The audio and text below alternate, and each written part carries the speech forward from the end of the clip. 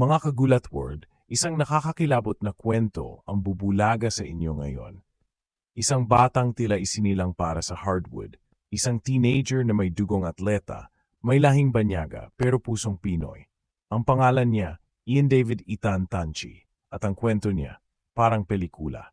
Pero teka lang, hindi lang si Ethan ang pag-uusapan natin. Dahil kasama rin sa eksenang ito, ang dalawang batang may lahing Nigerian na ngayon ay sinusulat ang kanilang sariling kwento sa pahina ng Philippine basketball history. Kaya huwag kayong bibitaw dahil siguradong magugulat kayo sa mga revelasyong ilalahad natin ngayon.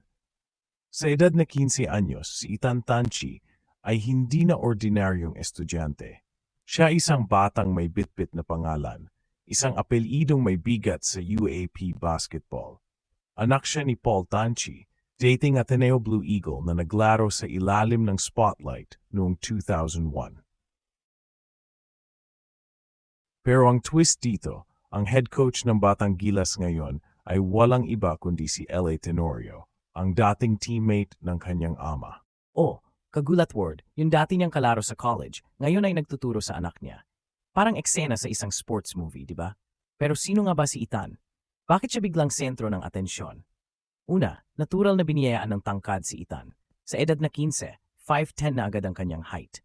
Hindi pa man nagsisimula ang kanyang college career. Pasok na agad siya sa elite pool ng Batang Gilas Under-16 na sasabak sa CABA Championship ngayong Mayo 24 hanggang 30 sa San Fernando, Pampanga.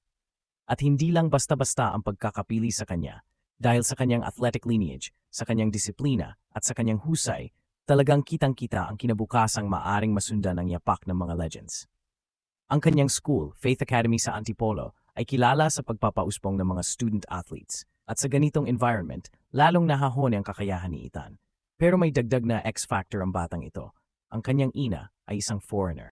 Wala pang kumpirmadong impormasyon kung American ba o Australian, pero sigurado, Filipino citizen si Ethan. Ibig sabihin, local player siya at walang magiging problema sa eligibility niya para sa FIBA-sanctioned games. Isang napakalaking bagay lalo na't may quota ang international tournaments pagdating sa Phil-foreign players. Ngayon, kung sa tingin niyo si Ethan lang ang bagong pag-asa, nagkakamali kayo. Dahil may dalawa pang binatilyo na pwedeng makipagsabayan kahit sa mas matatandang manlalaro. Kilalanin natin sina Samuel Esom at Goodluck Okibata, dalawang Filipino-Nigerians na unti-unting nililigwak ang limitasyon ng edad sa basketball. Sa edad na 2, si Samuel ay naging MVP ng NBL Youth noong 2023 habang bitbit ang Junior Muntinlupa team. Ngayon ay nasa Lasai Green Hills na siya. Hawak ang kanyang 6-foot frame at all-around game.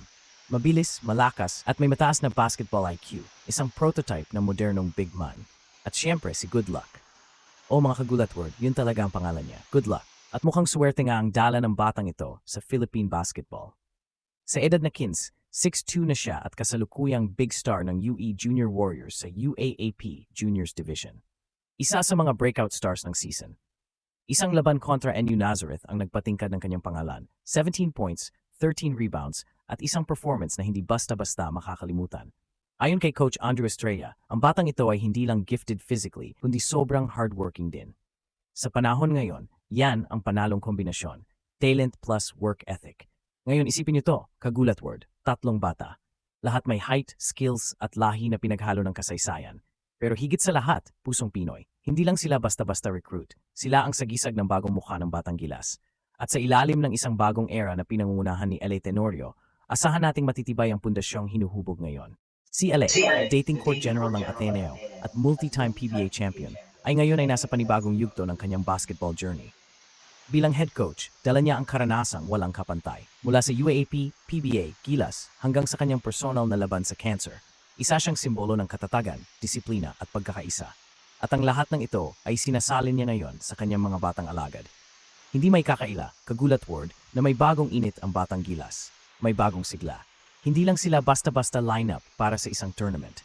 Para silang sinasanay na maging future leaders ng Philippine basketball. Ang CABA Championship ay hindi lang simpleng kompetisyon.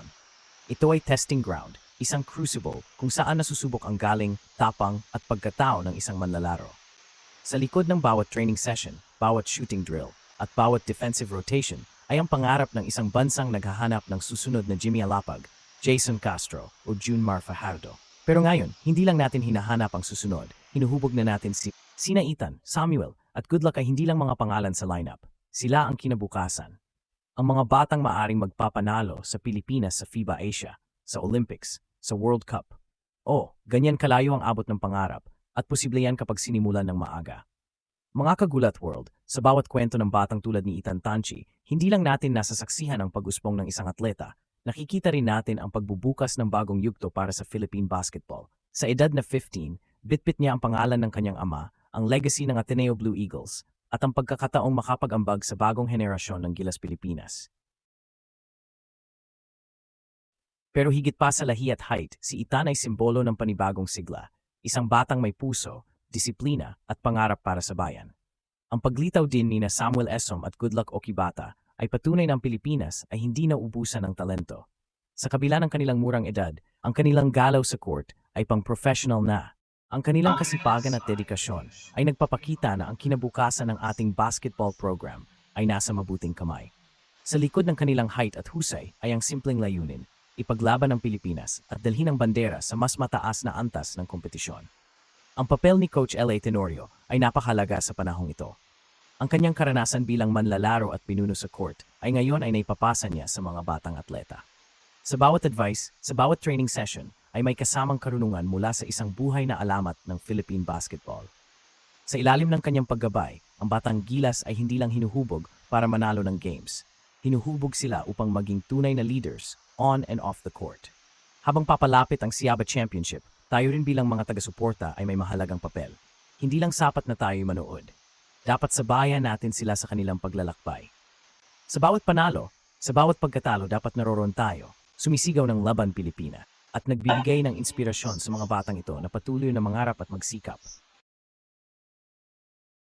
Dahil sa bawat tagumpay nila, damay tayo. At sa bawat pagkatalo, kasama rin tayong bumabangon. Kaya mga kagulat word, huwag tayong bibitaw. Dahil habang lumalaban sina Ethan, Samuel at Goodluck para sa kinabukasan ng ating basketball, tayo na may responsibilidad, ang ikuwento, ikalat, at suportahan ang kanilang laban. Ito na ang bagong kabanata. Ito na ang bagong kwento. At dito sa Ginulat ang Mundo, sisiguraduhin naming hindi kayo mahuhuli sa bawat eksena. Dahil sa bawat kwento, bawat tagpo at bawat laban, ginulat ang mundo. Kaya mga kagulat word, habang papalapit ang Mayo 24 at nagsisimula ng magsuot ng uniforme ang ating batang Gilas, maging parte tayo ng kwento nila. Suportahan natin sila, hindi lang sa panonood ng laro, kundi sa pagkilala sa kanilang journey. Dahil ang bawat kwento nila ay hindi lang tungkol sa basketball. Ito ay kwento ng pagsisikap, pagpupursige at pagmamahal sa bayan. At kung gusto nyo pang masundan ang mga ganitong kwento, yung mga batang ginugulat ang buong mundo sa kanilang talento, huwag nyong kakalimutang mag-subscribe dito sa Ginulat ang Mundo. Dahil dito, mga kagulat world, bawat kwento, ginulat ang mundo.